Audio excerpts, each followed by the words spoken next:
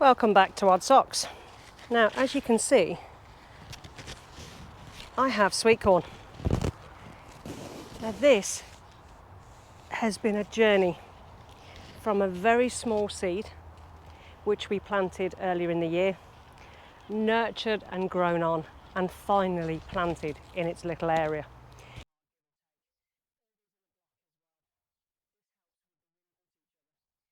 Now we have grown 2 lots of corn this year. This is Rising Sun, and then we have another patch down the bottom which is called Amaze. The Amaze is quite a pale looking sweet corn when picked, where this one's a little bit more yellower, and I'll be interested to taste the difference between the 2 different varieties. Last year our Amaze was so super sweet that it really was truly delicious, and this year we have grown a lot more. Your sweet corn changes as it grows, and it is quite a fast grower.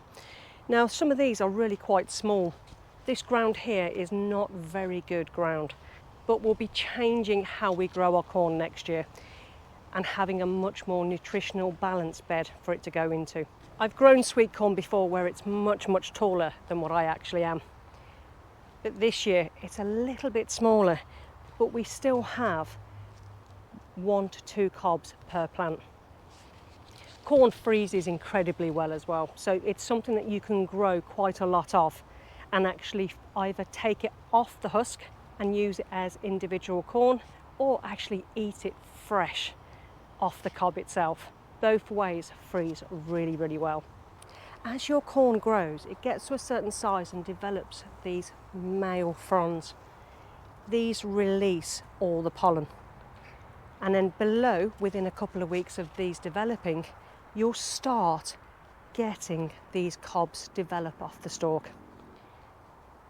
These fronds, this pollen drops down and actually pollinates all the little silk strings at the end of your cob. Seeing all these turn brown means that every line of your cob has been pollinated. This year has been incredibly difficult for us with the pollination rates on the corn.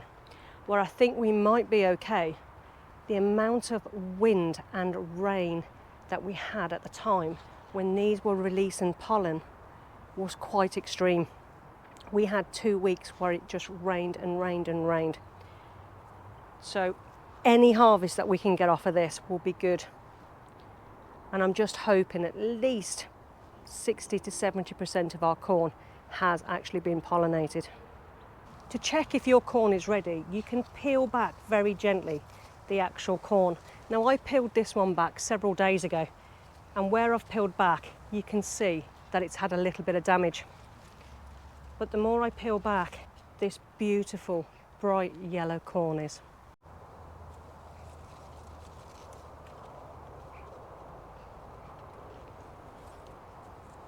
Now it is a shame about the damage on the top, but I didn't fully close the husk back up after checking. Sometimes, after you've checked to see on the ripeness of your corn, you can actually recover and put a little peg or a clip to hold these back on. And it's not just the colour you go by, because some varieties are very much paler, but you can actually squeeze one of the kernels and see if it produces a milky substance, and it's prime ready for picking. To harvest, you're just going to snap downwards off of the plant. Get rid of any bugs that you see. And this is the beautiful husk.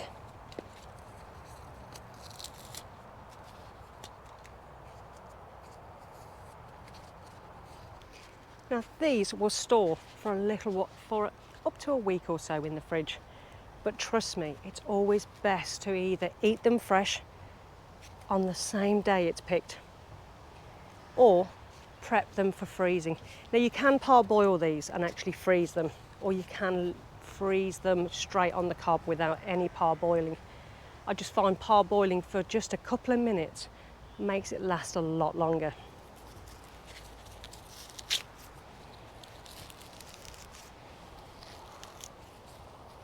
Now apart from the top that's been eaten because of me, that's a beautiful looking corn.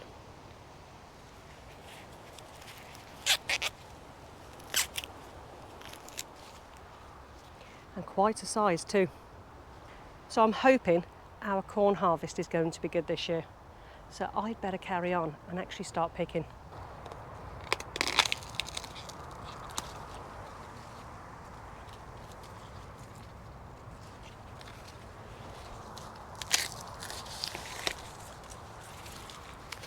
Now there is some that are not ready yet, which are much smaller.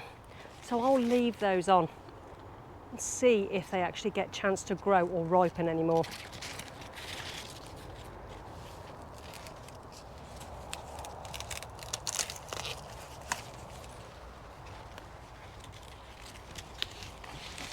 But it does look like we're going to have corn for tonight. Now if you're going to grow corn next year, make sure you do it in a block formation. So you want to grow them within rows within a square. This really does help with wind pollination, because if you've got them, no matter which way this falls, it will fall on another corn. Growing in rows is only really suitable for the baby cob, and those baby little sweet corns, they don't want to be pollinated, so growing those ones in rows works perfectly. People say that corn can take up far too much room. I don't think they do. For the beautiful vegetables that you can get, those little jewels of sweetness that you can grow yourself, I think it's definitely worth it to create a square of some sort somewhere in your growing area. I've never had many major failures with corn. Maybe one or two cobs that have failed to deliver, but I've always had a reliable crop off my corn. Let's go and have a look to see if my amaze corn has done any better than what this has.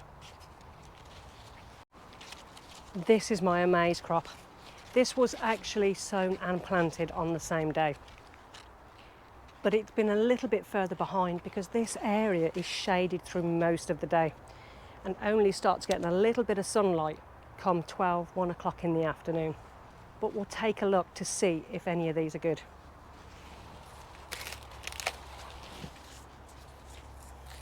Again, check these on the plant, and if they're not ready, you can always just close the ends up and give them a few more days. Now I learnt last year how pale a sweet corn this one was, and as you can see, it's very pale. But there's milky substance coming out as you pop one of the kernels. It's no longer clear. But I'm not going to harvest any more of these today. I've got enough corn to deal with. So I think these can actually do a little bit longer on the actual plant itself. And again, grown in the square. I don't think this is prime position to grow corn. And next year I'll probably stick to one variety so I can have a slightly larger area to grow my corn, more in the sunlight. But again, I've got 1 to 2 cobs on each one, which really will provide us with plenty of corn throughout the rest of the year. And it's definitely something I'll be growing again, even with the wet, horrible summer that we've had so far. I've had quite good success off these corn. So give corn a go next year. Get them sown and get them into the ground.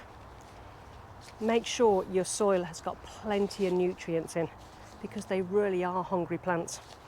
As you can see from the sheer size that they grow in such a short space of time. Who doesn't love corn?